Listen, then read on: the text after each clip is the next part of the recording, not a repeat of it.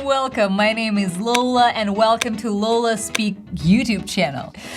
In this video, we're gonna be talking about Gen Z slang words, but also I want to talk about the concept of different generations. And actually, while preparing this video, I had to dig so deep and I'm like, it's so interesting. And I already shifted from my topic. I'm already Googling different things, but I'll try to summarize the whole idea for you. Let's go. So first of all, who is Gen Z? Like, who are they? And of course, I'm sure you know, if you haven't been living under a rock, good idiom, which is okay too, you know that you were born in the specific year that is considered a year within a generation. Of course, it's a generalization when we put a certain person into a category, or she's a millennial, or he's a Gen Z, or she's such a baby boomer.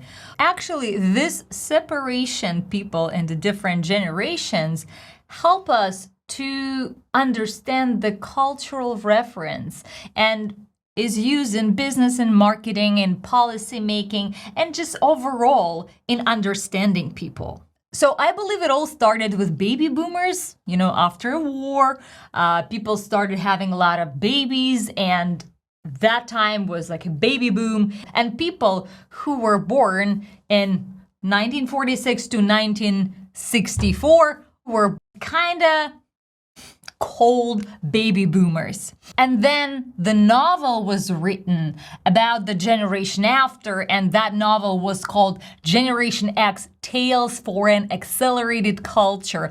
And it started the whole idea of naming the generations by the letters of the alphabet. So after Gen X, we got Gen Y, and F, which is millennials, which is generation of millennials, because 2000 millennium was when we were getting into adulthood. And after them, we got Gen Z, XYZ, Gen Z, or as we call them, Zoomers.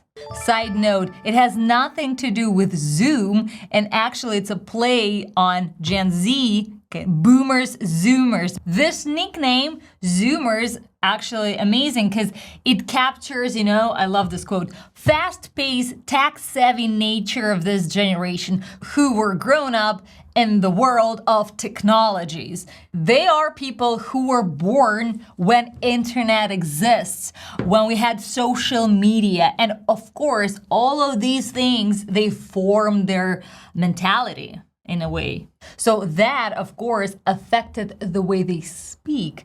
So that, of course, brings us back to the slang that Gen Z uses. But before jumping into the slang, I want you just to see the years so you know which generation you can put yourself into. Who are you? And a cool thing, actually, I didn't know before making this video, that after Gen Z, we're having Generation Alpha, because, XYZ, and then we start the alphabet once again. And now the generation, it's such a cool name, Generation Alpha is being born now, and starting from the next year, it's already going to be a next generation, which is approximately every 15 years, and it's going to be Gen Beta. Those numbers are approximate, so it's a generalization, so don't tie yourself to it. Just have fun, First time I've learned actually about the concept of generations, and I've learned that I'm a millennial, and I read the list of things that described our generation. I laughed because a lot of things were true, even though I always, consider myself, I'm an individual. I'm not a part of, a group. I'm not like others. But no, actually I am, because I'm a part of this generation. So now let's look into Gen Z slang words.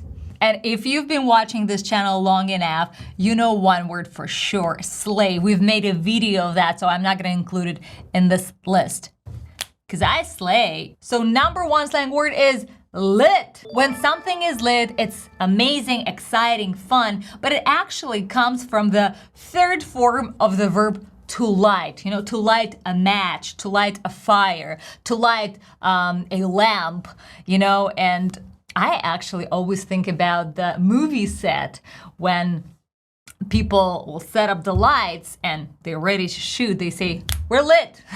And it's funny because we're lit, we're ready. And now Gen Z uses this word like, it's lit, like it's cool, it's so exciting. It's almost like ignites a fire inside of us. It's lit. Whoa, that's lit. That party last night was lit. Number 2, fam. Fam is a simple slang word which is actually short for family. And it's being used a lot nowadays. And actually, every time I talk, for example, about our team, I say LOLA Speak team. If I was a Zoomer, I would say LOLA Speak fam. That's LOLA Speak fam. And right now I'm just making a character. You don't have to say it like that. You can just say, it's I actually watched a video. Somebody was like, hey, Snapchat fam, from some conference. It's very popular and it actually very descriptive of a Gen Z, because Gen Z, kind of short text, we shrink everything, we kind of cut letters we don't need. So instead of saying family, such a long word, we say fam. Next slang word is amazing. It's stan. Oh my God. I loved digging on that word. Why? Because stan, it's a combination of a stalker and fan. So it is used to describe somebody who's a dedicated fan, but like borderline stalker fan. And why I liked it so much? Because it was originated by Eminem. And his song that was actually popular during my childhood. So I feel like even though nowadays Gen Z uses this term, like don't be such a stan, Oh, we stand for that star. We stand for people who can sing whatever the application is. It is a reference to a guy named Stan from Eminem's song. I'm not gonna play it to you because YouTube does not allow to use someone's music, but I just want you to remember it. I think that gold, I'm wondering why.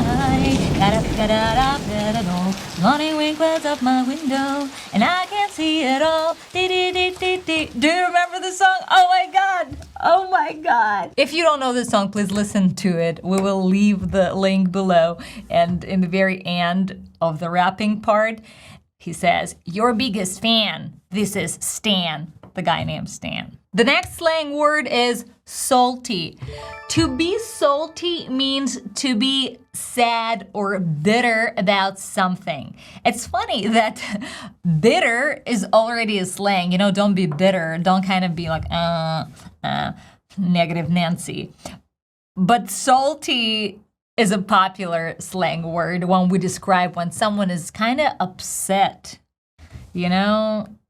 usually over something that's no biggie. He was so salty after he got fired.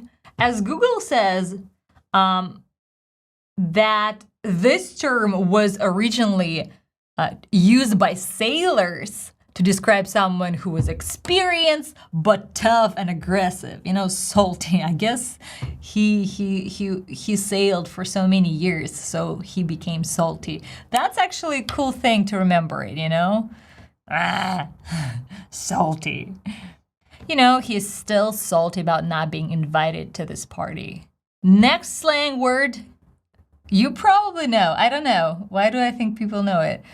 To ghost somebody, When we're ghosting somebody, like, ghost just disappears suddenly. So when we stop communicating with someone suddenly, usually it's used in a romantic context. Not always. I guess I've learned it.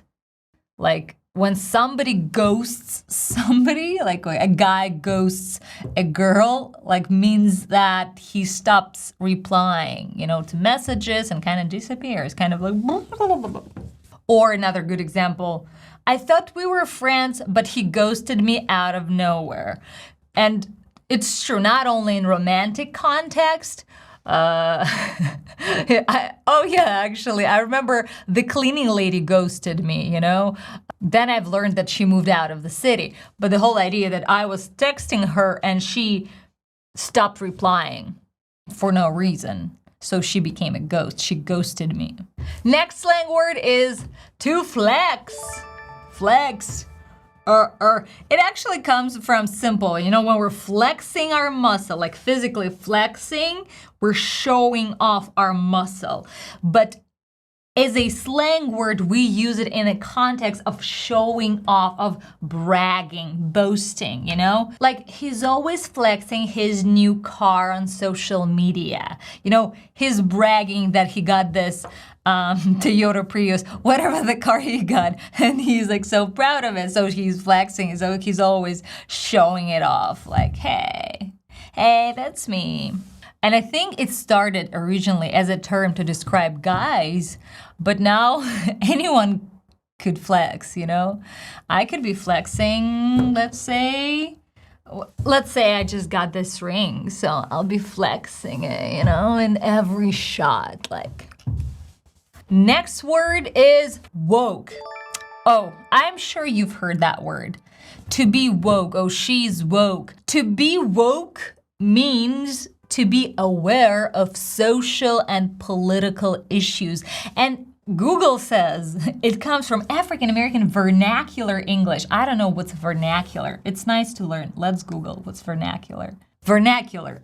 The form of a language that a particular group of speakers use naturally, especially in informal situations. I call it just real life English, but it's vernacular English. Okay.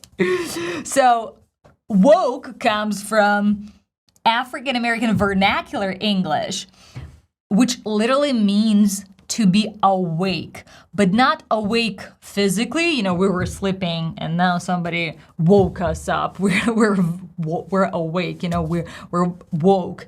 But we're talking more about the big concepts, you know, like racism or gender, and usually the whole woke movement.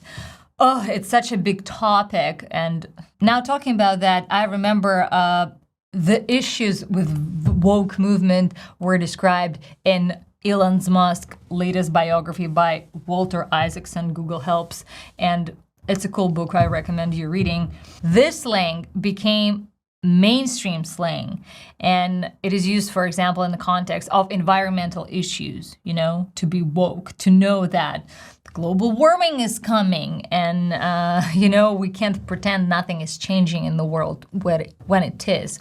Or some political issues specifically, you know, since it's coming from America, and historical events, you know, that is happening nowadays, they kind of dictate the whole movement.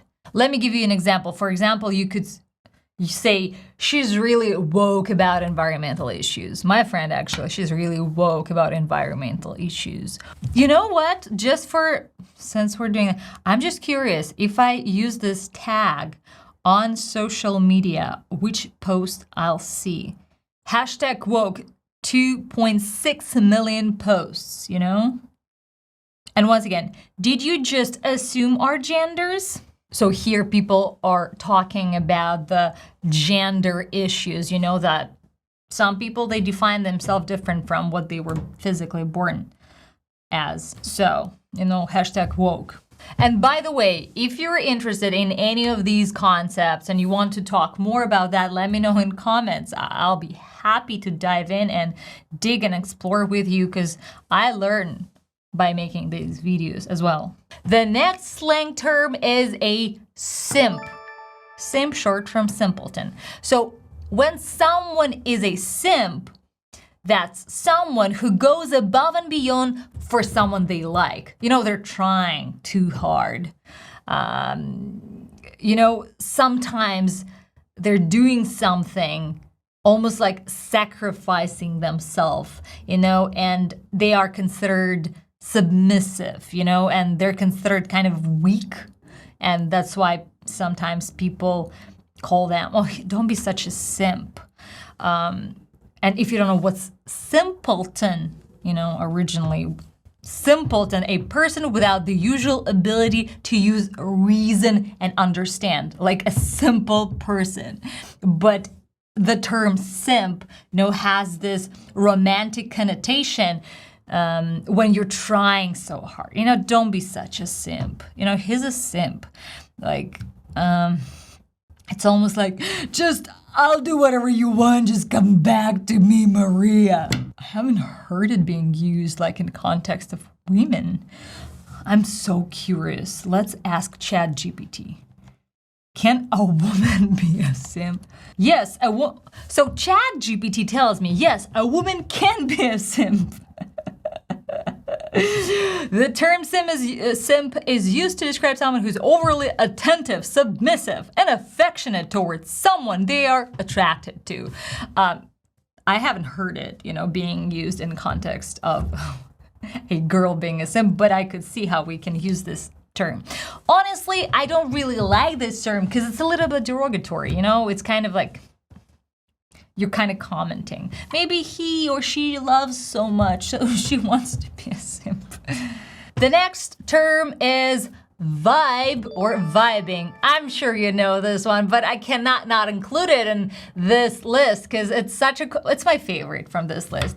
Vibe, comes from vibration, practically like mood, atmosphere, energy. Like, I like her vibe. I like the energy she brings, or the vibe of a place, or as I like it in the song, we got to vibe, baby, are you coming for a ride? Like, we are in the mood, we're vibing, we're connecting, we're on the same level of frequency. Typical use, like, we're just vibing to some chill music at the beach. I'm such a Gen Z girl. Okay. And they don't talk like that, it's just me. My weird idea. And the last for this list, the term that actually blew my mind. And why? Because it's very popular, yet it's so unclear to me. A millennial lady. And I'm talking about yeet.